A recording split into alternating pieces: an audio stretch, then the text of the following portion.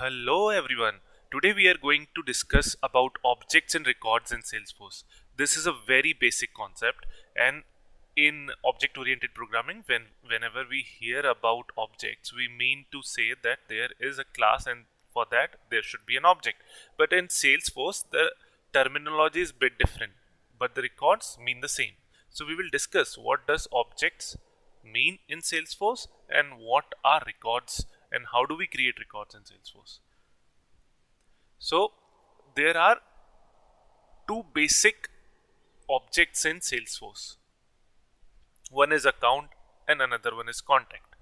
We haven't discussed this in Sales Cloud, Marketing Cloud or things like that, but these are almost common in every cloud. And what do they mean? We will go to that, but before that, what is an object? So object is nothing but the table in Salesforce. What do you mean by table? So you might remember there are databases. There are databases, and in the databases you used to create tables, right? Tables containing records, tables containing data. Those are known as objects in Salesforce. Or better terminology is S object in Salesforce. S object in Salesforce means Salesforce objects. So tables in Salesforce are known as nothing but the S objects. When we say account S object or contact S object, we are internally referring to account table or the contact table.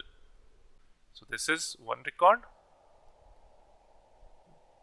and this is another record of the account S object.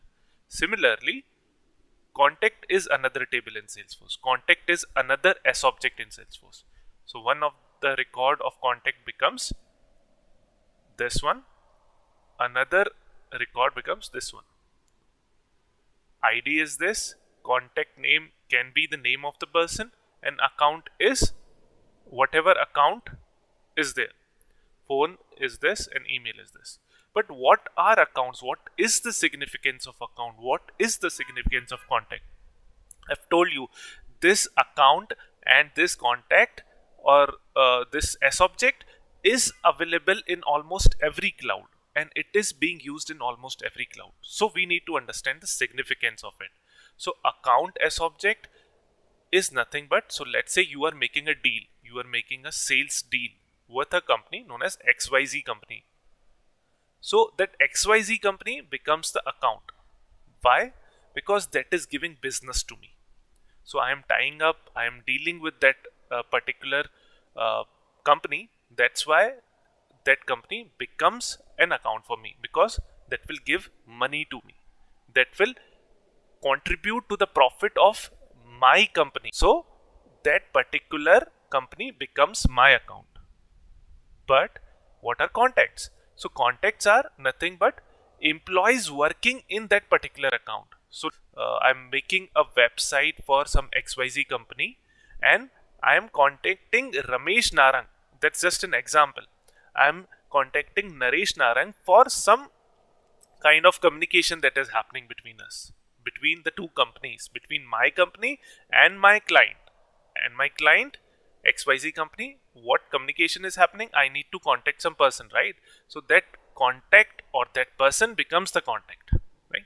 Similarly, there can be other contacts as well. There can be other person in the company, in that XYZ company. Those all becomes the contacts.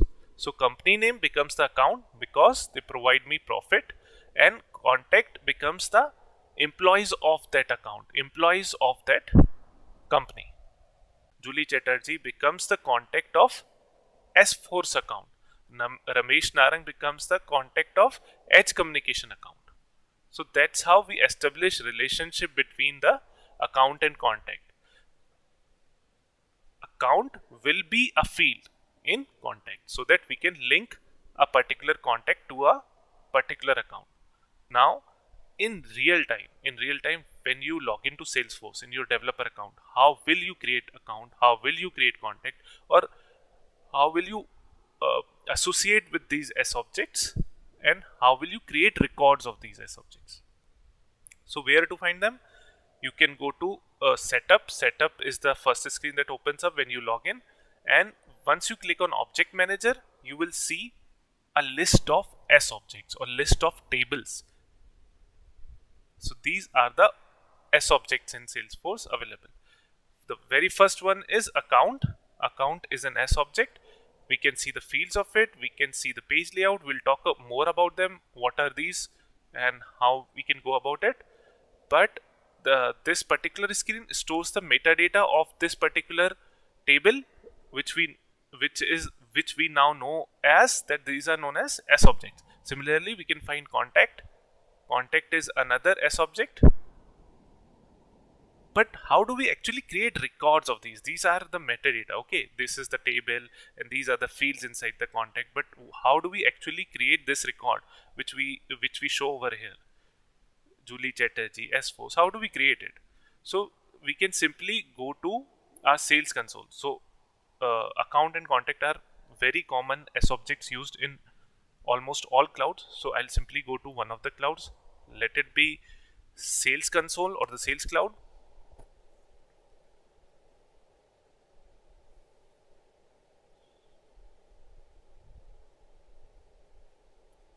So once the sales console opens up, I can select one of the objects. I can select account. I can select contacts. So what you need to understand over here is this is the record screen. This is the table screen. This is the S object screen. This is the record view we say.